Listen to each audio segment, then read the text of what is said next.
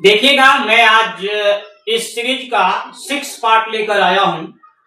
अगर मेरी वीडियो अच्छा लगती है तो आप लोग मेरे चैनल को सब्सक्राइब कीजिए, लाइक कीजिए और इससे लाभ उठाइए। देखिए, क्वेश्चन है, दो या दो से अधिक अभाज्य संख्याओं का मसा है। तो अभाज्य संख्या कहते किसको है, पहले ये जानिए। तो वैसी अंक या संख्या जिसमें एक से भाग लगे और नहीं तो उसी अंक या उसी संख्या से उसमें भाग लगे, उसको अभाज्य संख्या कहते हैं।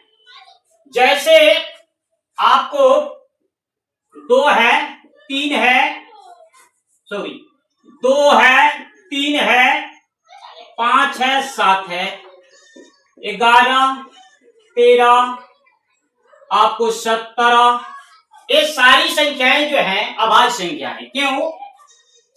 या 2 में भाग लेगा तो 2 से लगेगा, नहीं तो 1 से लगेगा। 3 में 1 से लगेगा, नहीं तो 3 में लगेगा, 3 से लगेगा। 5 में 1 से लगेगा, नहीं तो 5 से लगेगा। 7 में 1 से लगेगा, नहीं तो 7 से लगेगा भागा। 11, 13 और 17 में भी देख लीजिए, 17 ही को देख लीजिए, 1 से भाग लगेगा, नहीं तो 17 से ही भाग लगेगा। तो यहाँ क्वेश्चन है, 2 या 2 से अधिक अभाज्य संख्याओं का मसा है। तो 2 का निकालिए या 2 से अधिक का निकालिए। तो मान लीजिए हम 2 अभाज्य संख्या लेते हैं, यहाँ पे 5 और 7, इसका मसा निकालते हैं। तो मसा निकालने का रूल है, छोटी संख्या से बड़ी संख्या में भाग देते हैं।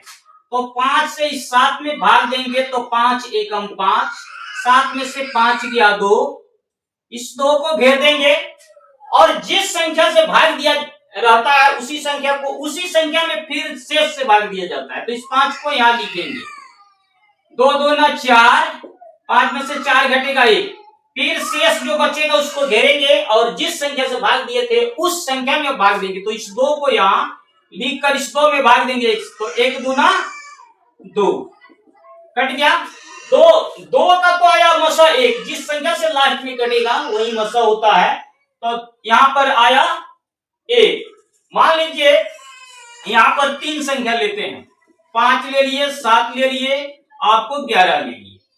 तो रूल है मसा निकालने का, से सबसे छोटी संख्या उससे बड़ी संख्या में भाग दिया जाता है। तो यहां हम 5 से 7 में फिर भाग देते हैं, 5 एकम 5, 7 में से 5 गया 2, फिर जिस संख्या से भाग दिया तो वहां उसको यहां लिखेंगे, 2 2 ना 4, फिर घट के आया 1 से इसको घेरेंगे और जिस संख्या से भाग दिए थे उसमें भाग देंगे। और 1 दूना 2, 1 कट गया, 1 से ही कटा आपका मसा, इस 2 संख्या का 5 और 7 का 1 आया। फिर इसी 1 से जिस अंक से कटा है उसी 1 से अगली संख्या में भाग देंगे, यानी 11 में देंगे। तो 1 एकम 1, 1 से 1 गया 0, फिर ऊपर से 1 उतरेगा, 1 में भी लग जाएगा 1 एकम 1। तो 1 से 1 घटा 0 और 0 से घटा तो 0, यानी 5, 7 और 11 का मसा 1 आया। तो आप यहां सिद्ध हो गया कि 2 या 2 से अधिक अभाज्य संख्याओं का मसा जो होगा 1 होगा। दूसरा क्वेश्चन है, पाई है 1। तो पाई हमेशा जो है अपरिमेय संख्या होती है, इसलिए इस क्वेश्चन का आंसर आपका बी होगा, यानी अपरिमेय संख्या। तीसरा क्वेश्चन, 5 और √2 है, क्या है, परिमेय संख्या है कि अपरिमेय संख्या है कि पूर्णांक संख्या? तो 5 परिमेय संख्या है और √2 अपरिमेय संख्या है। तो परिमेय और अपरिमेय संख्याओं का गुणनफल हमेशा अपरिमेय संख्या होता है, इसलिए 5 और √2 का 2 जो होंगे ये आपका, यानी 5 √2 एक अपरिमेय संख्या होगा। इस क्वेश्चन का ऑप्शन बी अपरिमेय संख्या आंसर होगा। चौथा है, भाज्य ए और भाजक बी के लिए a बराबर बी क्यू प्लस आर में r के लिए कौन सत्य है? तो ये यूक्लिड विभाजन का सूत्र है, इसमें बताना है कि इसमें r के लिए यानी शेष के लिए कौन सत्य है। तो हमारा यहाँ पे ए नंबर ऑप्शन गलत है, a छोटा बराबर r छोटा बराबर b, ये गलत है। b 0 छोटा r छोटा बराबर b, ये भी गलत है। सी में है 0 छोटा बराबर r और r छोटा बराबर b, यही इसका आंसर होगा इस सूत्र के अनुसार। आर जो होना चाहिए या तो 0 के बराबर होना चाहिए या 0 से बड़ा होना चाहिए और बी से छोटा होना चाहिए। यानी शेष जो हो या तो 0 के बराबर हो या 0 से बड़ा हो और भाजक से छोटा हो।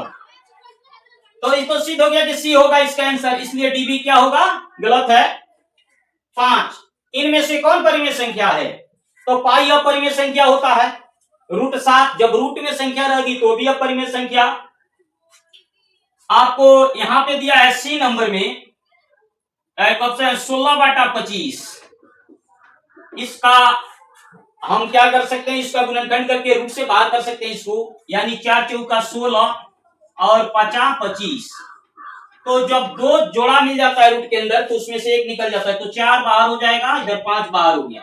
तो जो संख्या p/q के रूप में हो चाहे अंश और हर के रूप में हो वो परिमेय संख्या होती है। इसलिए इस क्वेश्चन का आंसर जो होगा √16/25 आंसर होगा। और डी जो है 3√3/√2 एक आपको रूट में रह जा रही है, या इसको हल करेंगे भी तो रूट में रहेगी, इसलिए ये संख्या इस क्वेश्चन का आंसर नहीं होगी,